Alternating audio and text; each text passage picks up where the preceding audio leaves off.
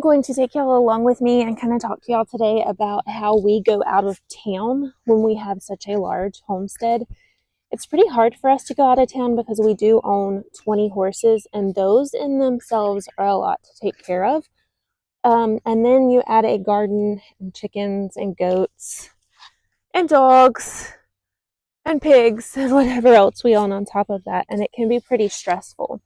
So one thing that we have found that works for us is we developed a relationship with a person who takes care of our animals. And how we did that is she comes every Friday and she helps us take care of our animals.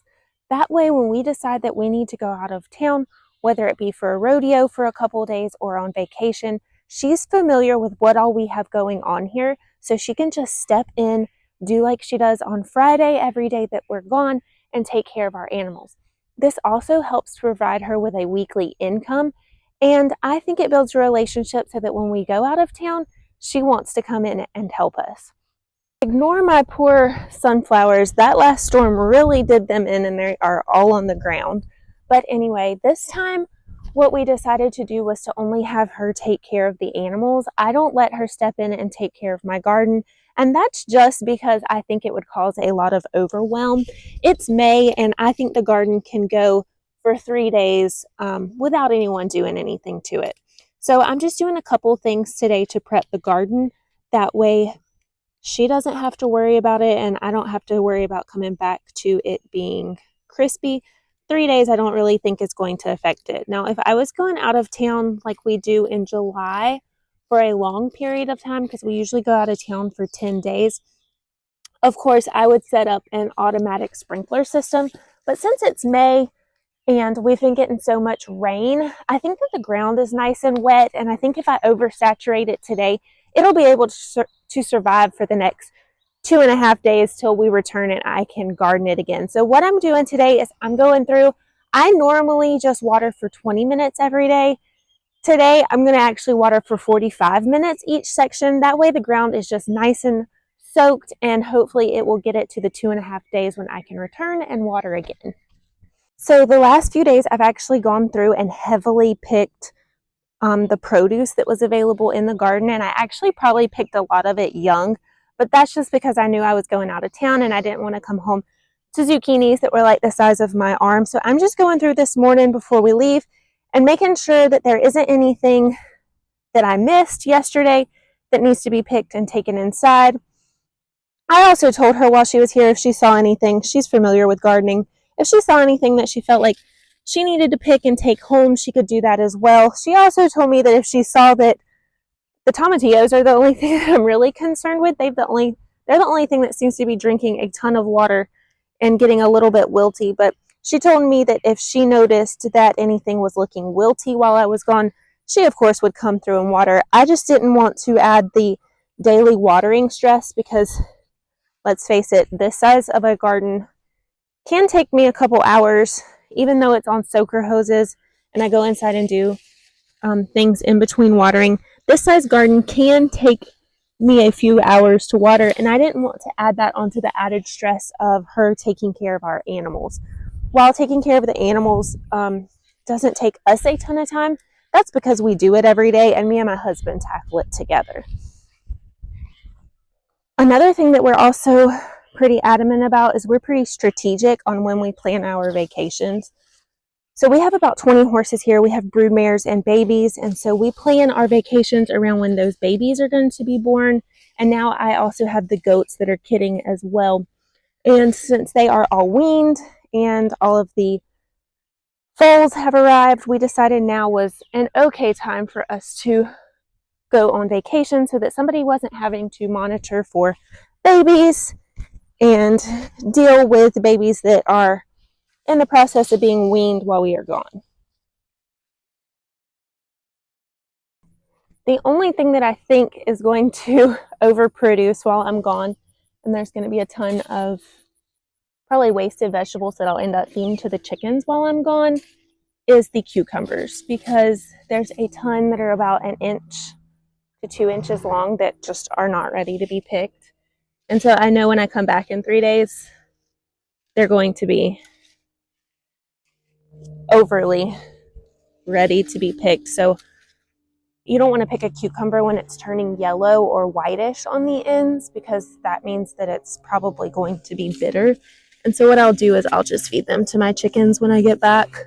I won't worry about it. There's a ton of blooms on these cucumbers, so they're just getting started. So those few that I won't pick while I'm gone shouldn't really affect it.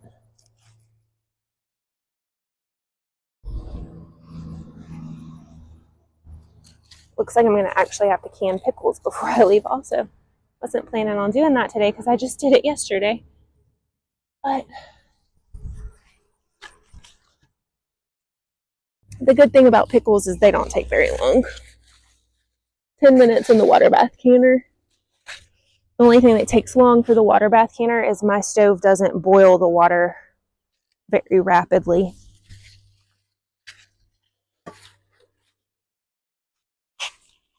I always miss one, and my husband will come out here and start going through, and he's like, let me look and see if you got everything. And I'll be like, yeah, I got everything today. Like, what are you doing?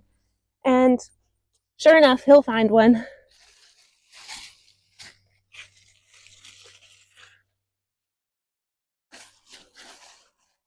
So I might send him out here before we leave. Be like, hey, go check the cucumbers and make sure I didn't miss something. I'm going to take this one's not super ready, but I'm afraid it'll be overly ready when I get back. So I'm going to go ahead and take it, even though it's small. There's another one up here that I'm going to do the same thing. I might can these whole, because those are anyway. These are too big to can whole. Well, I told y'all I would miss one. Here's one that I did not get on the first trip. This is starting to get a mess because it's like grown up and now it's grown back down.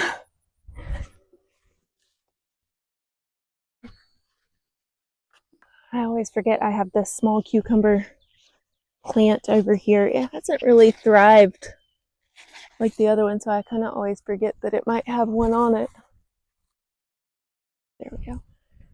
And I'm going to have to pick and choose which piece of dill that I get because I have swallowtails and he's getting so big. It's been really cool to watch, but I have swallowtails on my dill, so I don't want to take all of it from him.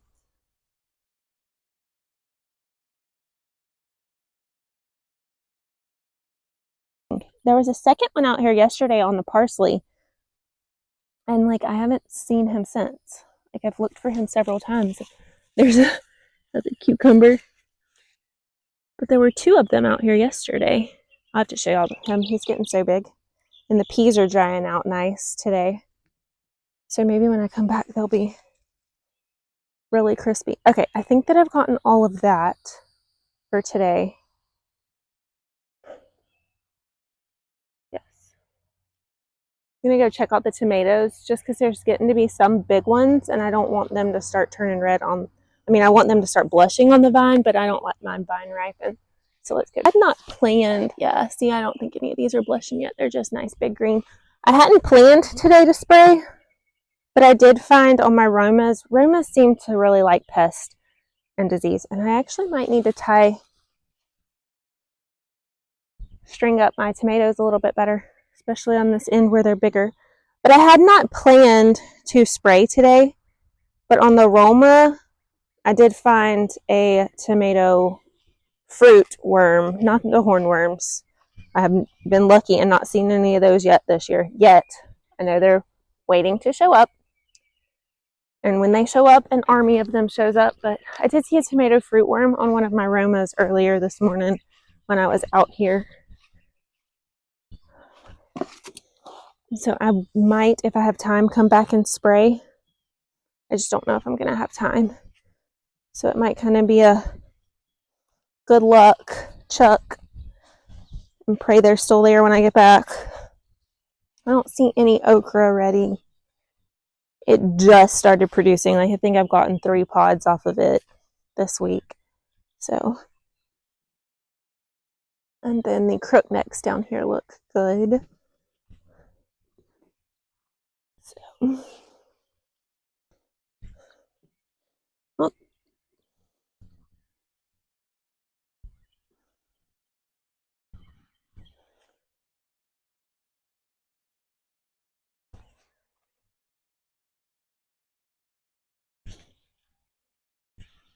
Yeah, I think all this should be good till I get back. I don't really see any other damaged fruit. Like I said, I'm only going to be gone for 2.5 days. It's just always a little bit scary because the pest. Oh, here's an okra that needs to be cut. The pest can take over so fast, like in the blink of an eye. You'll think that there's none, and then all of a sudden you're infested. It's wild.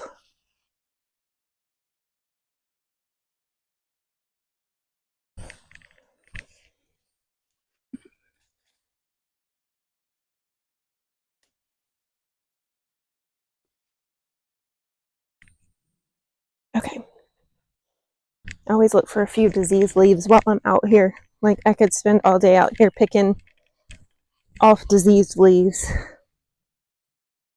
So the last thing that I'm going to do in the garden before I leave, besides finish watering, I have to go get my kids because today's their last day of school, so they're getting out early. But I'm going to go through, like here's a squash bug, and make sure that there are not any squash bug eggs on any of these leaves, just because, like the hornworms, oh, I see a ladybug, but they will hatch out overnight and you will be infested. So my main goal is to get these squash bug eggs off now, and then again I'll go through when I come, because I'm sure there will be a ton when I come back. And duct tape is the easiest. My little girl, I went to buy duct tape and she was with me and she's like, Mommy, we have to get the hot pink. So our garden has hot pink duct tape.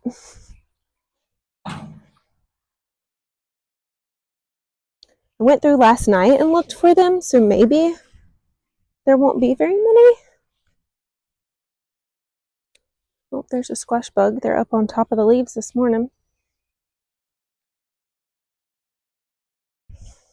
I know people just like flick them into soapy water, and I do too when I remember. So sometimes it's just easier to squash them. After all, they're called squash bugs, so just a little pinch. See any more?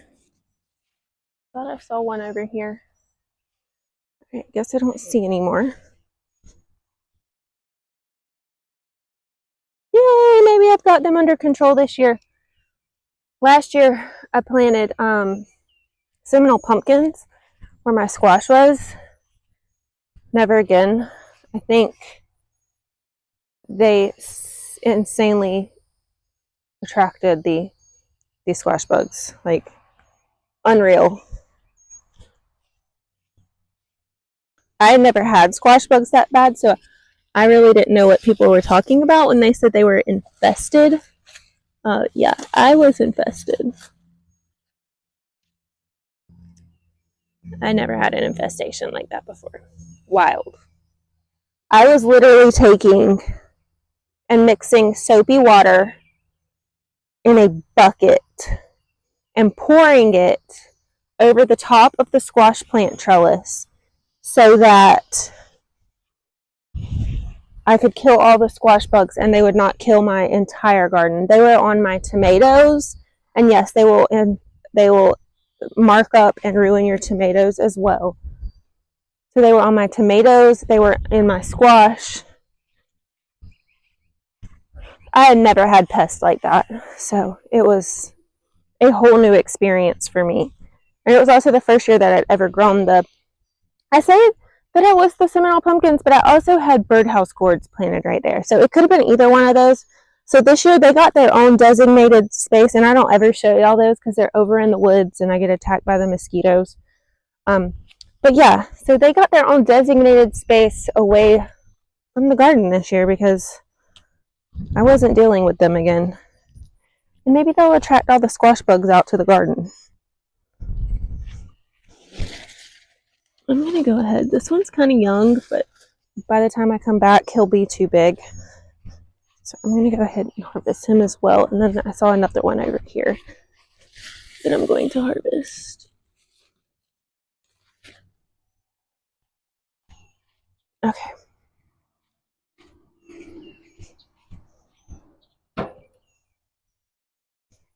So I think I'm done in the garden besides watering today. Like I said, it can be really stressful leaving a homestead. Luckily, I have somebody that I can trust to take care of the animals. So then I just have to stress and worry about the garden. I don't think 2.5 days is going to make or break the garden this time of year. Like I said, the tomatillos are the only thing that get a little bit stressed, and she knows that, and she's going to watch out for that. And if they're thirsty, she'll water them. But, or maybe we'll have, it's Florida, maybe we'll have a surprise rain shower while I'm gone. But I strongly encourage you to build a relationship with somebody who you can trust your animals with, or even your garden with, if that is your main concern. The timers work great, but like I said, occasionally they do get clogged when you're gone for a really long time if you have something like iron water. But building a relationship with her has been a godsend for us, because we can trust her with the animals, and then all I have to stress about is whether the garden is still going to be alive when I come back, and keeping her working with us weekly keeps her relevant with what's going on, because it does just change so fast around here. I'm just going to do a quick walkthrough of everything before I leave. Of course, it's in the afternoon, so the leaves are kind of droopy on some things, but here is the garden before I leave for 2.5 days. I'm not going to be tending to it, so we'll see what it looks like when I come back.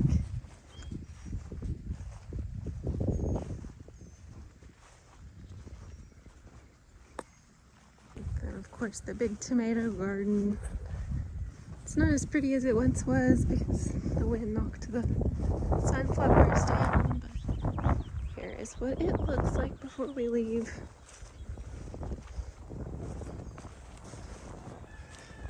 We'll see what happens while we're gone for 2.5 days.